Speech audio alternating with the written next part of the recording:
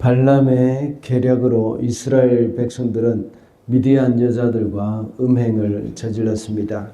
이스라엘 백성들은 바알부올에게 제사를 지내면서 미디안 사람들과 함께 음식을 먹고 그 제사에 동참을 했습니다.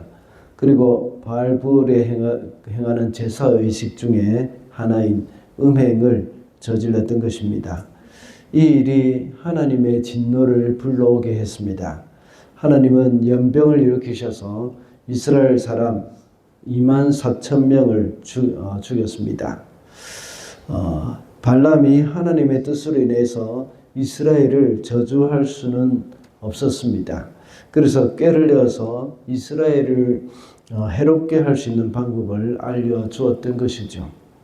이 사건을 통해서 오늘날 성도들이 겪게 되는 그런 영적 전쟁도 다르지 않다는 것을 우리가 알았습니다. 우리 성도들을 대적하는 사단은 방심하고 있을 때에 공격을 하고 작전을 바꾸어가면서 공격을 한다고 했습니다. 그리고 우리 대적 마귀는 내부적인 부패를 일으키며 공격을 한다고 했습니다. 이렇게 하나님의 진노로 전염병이 일어났지만 비느하스의 그런 의로운 행동으로 인해서 이스라엘을 전염병으로부터 구했습니다. 그 후에 하나님은 이스라엘의 인구조사를 하라는 명령을 하셨습니다. 민수기에 나타나는 2차 인구조사입니다. 광야생활 38년을 마무리하고 가나안에 들어갈 준비를 하는 것이죠. 민수기에 나타나는 첫 번째 인구조사에서는 이스라엘 백성들이 가나안을 향해서 진군하는 시점이었습니다. 이번에는 그로부터 38년이 지난 후에 가나안 입성을 앞두고 실시한 것입니다. 오늘은 두 번째 인구조사를 통해서 우리에게 주시는 교훈을 알아보도록 하겠습니다. 먼저 두 번째 인구조사는 가나안 땅 입성의 준비입니다. 2절 말씀입니다. 이스라엘 자손의 온 회중의 머리수를 세우라. 20살부터 그 위로 이스라엘에서 군대에 나갈 수 있는 이들을 모두 조상의 가문별로 세워라. 첫 번째 인구조사와 두 번째 인구조사의 차이점이 몇 가지 있습니다. 그 중에 하나는 인구조사의 결과를 기록해 놓은 부분이 차이가 있습니다. 방금 읽은 2절 말씀에서 볼 때에 이때는 1차 인구조사를 명령한 말씀과 그 차이가 별로 없습니다. 오히려 1차 인구조사의 명령이 약간 더 구체적이라고 볼 수 있습니다. 그런데 인구조사를 하고 그것을 기록해 놓은 것을 보면 인구조사 1차에는 1차 인구조사는 각 지파별 가족의 목록이 기록되지 않았습니다. 그런데 2차 인구조사 결과를 보면 각 지파별 가족의 목록을 기록을 하고 있습니다. 그 이유가 무엇일까요? 1차 인구조사는 가나안 땅을 향해 가는 진군, 가나안 향해 가는 광야 가운데 진군하는 준비를 위한 인구조사였습니다. 그러나 2차 인구조사는 이스라엘 백성들이 가나안 땅에 들어갔을 경우에 받아야 할 그 땅 분배를 염두에 둔 것임을 우리가 알 수가 있습니다. 이것을 볼 때에 이스라엘 백성들이 들어갈 가나안 땅에 대한 준비라는 것을 우리가 알게 됩니다.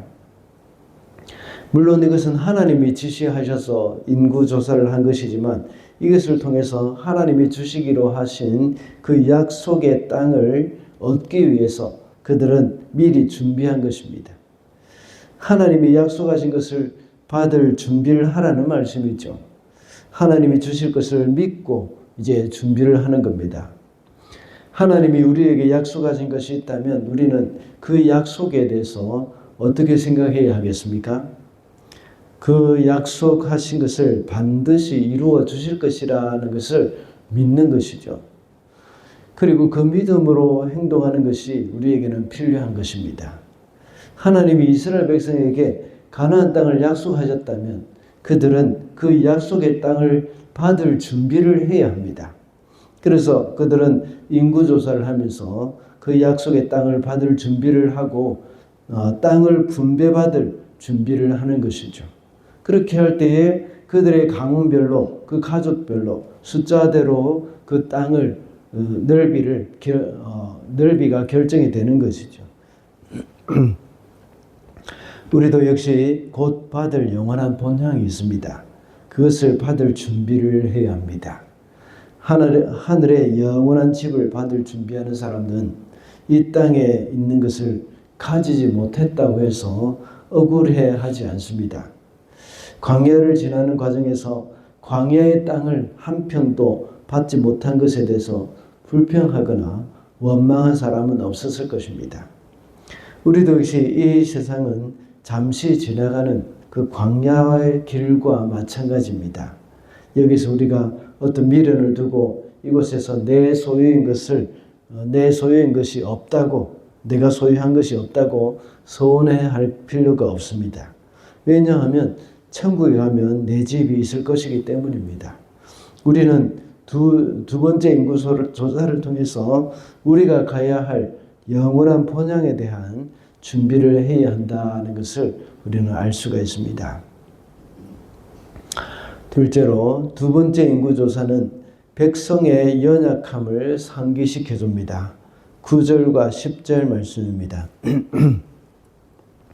엘리압의 아들은 느무엘과 다단과 아비람이다. 다단과 아비람은 바로 모세와 아론에게 맞서 반역한 자들로서 고라의 무리가 주님께 대항하여 반역할 때에 그들 가운데 있던 자들이며 회중에서 부름받은 자들이다.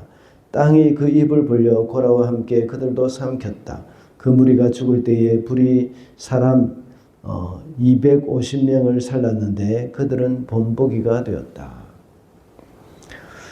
두 번째 인구조사를 하는 가운데 특별한 언급이 눈에 띄죠. 방금 읽은 9절과 10절 말씀입니다. 이 사건은 민수기 16장에 나오는 그런 사건이죠. 그것은 고라와 다단과 아비람이 반역한 그런 사건입니다. 고라는 레위 자손이지만 다단과 아비람은 루벤 지파에 속해 있었습니다. 그때 다단과 아비람이 그들의 가족들과 함께 다 죽었습니다. 그 가족들이 구체적으로 몇 명 죽었는지는 알 수가 없습니다. 이것은 그들의 죄로 말미암아 하나님의 징계를 받은 일을 기록해 놓은 것입니다. 이 사건을 이렇게 언급해 놓은 것은 우리 모든 사람들이 다 연약함이 있다는 것이죠. 르우벤 자손뿐만 아닙니다. 시므온 지파의 숫자를 보면 22,200명입니다. 12지파 중에서 가장 적은 인구입니다. 다른 지파에 비해서 이렇게 적게는 2배나 이렇게 적고 또 이제 많게는 또 3배나 적습니다. 가장 많은 인구를 가진 지파가 유다 지파인데 76,500명이나 됩니다. 시므온 지파보다 약 3.5배가 많습니다.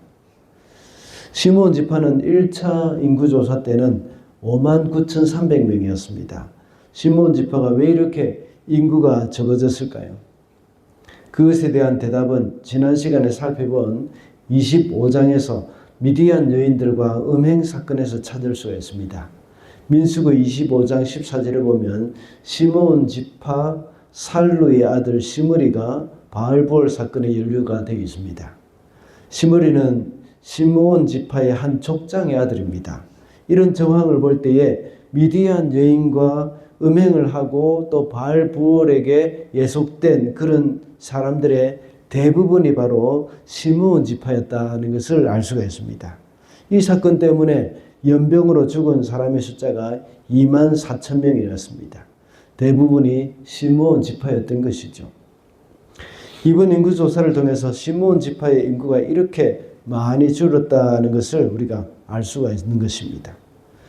르우벤 지파의 다단과 아비람 사건이 언급이 되고 시므온 지파의 숫자가 이렇게 줄어들게 된 것을 통하여서 인간의 연약함과 허물을 우리는 발견을 할 수가 있는 것이죠. 우리가 하나님의 백성이면서 또 하나님의 나라를 보장받은 자들이긴 하지만 여전히 우리 속에 있는 연약함을 잊어서는 안 된다는 것을 말씀해 주고 있습니다. 그래서 우리는 더욱더 깨어 있어서 죄에 대해서 늘 경계하는 삶을 살아야 한다는 것을 늘 기억해야 하겠습니다. 우리는 그리스도의 십자가의 은혜로 구원받은 성도들입니다. 그렇지만 우리 가운데 죄의 습성은 항상 도사리고 있습니다. 그래서 어떤 기회가 되면 그것이 나타나서 우리를 괴롭힙니다. 우리는 언제든지 범죄할 수 있는 자들임을 늘 인식을 하고 이것을 방심해서는 안 되겠습니다. 그래서 늘 항상 깨어 있어야 하고 늘 주님과 가까이 있어야 하고 주님을 부르며 하나님 앞에 살아가야 하는 사람들입니다.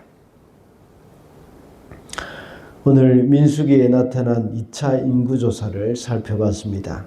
2차 인구조사를 통해서 우리가 얻게 되는 교훈은 먼저 가나안 땅 입성 준비였다는 것입니다.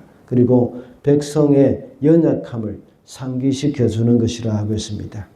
우리의 영원한 가나안인 천국으로 가는 성도들, 우리도 역시 늘 하늘나라를 바라보면서 죄를 경계하며 살아가야 하겠습니다.